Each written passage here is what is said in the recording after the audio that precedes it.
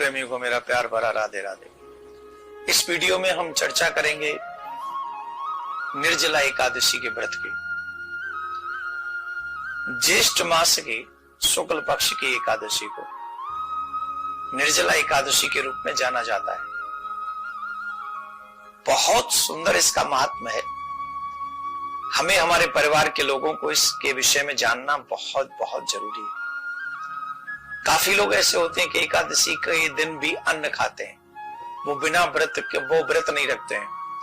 और आजकल के सनातनियों के विषय में तो हम कहें ही क्या, वो तो मन के मुताबिक आचरण करते हैं और जो मन में आता है वही करते हैं। पर फिर भी ठीक है, हम आपको ये बताना चाहते हैं कि एकादशी के व्रत में क्या लाभ है, निर्जला एकादशी का व्रत कैसे प्रारंभ हुआ।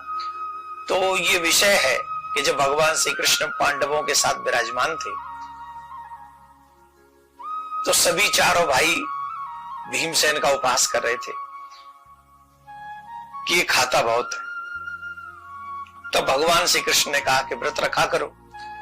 तो भीमसेन ने कहा कि प्रभु आप क्षमा करें, मैं व्रत तो नहीं रख सकता क्योंकि मेरे उदर में ब्रक नाम की अग्नि प्रज्वलित रहती है। मैं कम भोजन भी करूं तो भी मन नहीं भरता और मेरा शरीर ये बर्दाश्त नहीं कर पाता है। तो एक समय वेद व्यास जी महाराज उनके पास में जब पधारे तो भीम ने वेद व्यास जी से प्रार्थना की, बोले महाराज ये सब मेरा उपवास करते हैं और मुझसे बिना खाए रहा नहीं जाता, आप कृपा करके बताइए कि मैं क्या करूं। तब वेद व्यास जी महाराज ने कहा कि भैया भीम एक काम करा करो, तुम अगर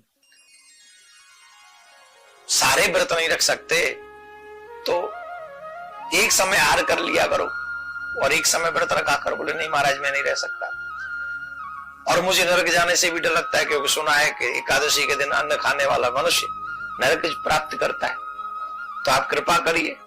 तब वेद व्यास जी महाराज ने कहा कि साल में 24 एकादशी होती है, 23 एकादशी व्रत तुम मत रहो, सिर्फ एक एकादशी का व्रत तुम करो जिसे निर्जला एकादशी व्रत हम कहते हैं। और निर्जला एकादशी का व्रत ज्येष्ठ मास की शुक्ल पक्षमी के दिन जो निर्जला आती है, निर्जला जिसको एकादशी कहते हैं, वो निर्जला एकादशी। तो तुम उसको अब उसमें तुम्हें भोजन इत्यादि नहीं करना है, जल भी ग्रहण नहीं करना है। और भीम ने इस बात को माना और ऐसा सुनने में आया है कि सारी रात्रि पूरे दिन तो उन्होंने जल ग्रहण नहीं किया, लेकिन जैसे ही ब्रह्म मुहूर्त हुआ वो भीमसेन बिना कुछ खाए पिए मूर्छित हो गए। तब चारों भाइयों ने उन्हें गंगा जल और तुलसी दल पिलाकर उनका पारायण करवाया। तो अपने आप में बहुत बड़े अपराध होते हैं एकादशी के दिन अन्न ग्रहण करने से। 7 साल 11 साल के बच्चे के बाद और कोई बीमारी ना हो तो 60-70 साल के बुजुर्ग के बाद हम सभी को एकादशी व्रत करना चाहिए। और निर्जला एकादशी के व्रत का तो इतना बड़ा महात्म्य है, इतना बड़ा महात्म्य है कि हम क्या बताएं। बड़े से बड़े पाप इस एकादशी के व्रत से नष्ट हो जाते। तो हम करें क्या, निर्जला एकादशी के व्रत को करने से पूर्व हमें ब्रह्म मुहूर्त में उठना चाहिए। सूर्योदय से पहले उठें, स्नान करें और स्नान करने के बाद ठाकुर जी के मंदिर की साफ सफाई करें और फिर वहां ठाकुर जी के लक्ष्मी नारायण में इस राधा कृष्ण की छवि को विराजमान कराएं और फिर उनका अभिषेक करें, उनकी पूजा करें। और पूजा करने के बाद में उनको भोग इत्यादि लगाएं, पीले फल हो और पीली वस्तु का भोग लगाएं और मंत्र जाप करते रहें, ते ओम नमो भगवते वासुदेवाय। और जो भी आपके गुरु जी का मंत्र है उसको आप जाप करें। एक और विशेष बात यहाँ पर हमको समझनी है, सीखनी है या याद रखनी, और वो बात यह है कि जब हम निर्जला एकादशी का व्रत करें तो हमें संकल्प अवश्य करना चाहिए। वैसे तो हर एक दान का, हर एक व्रत का हमको संकल्प करना चाहिए।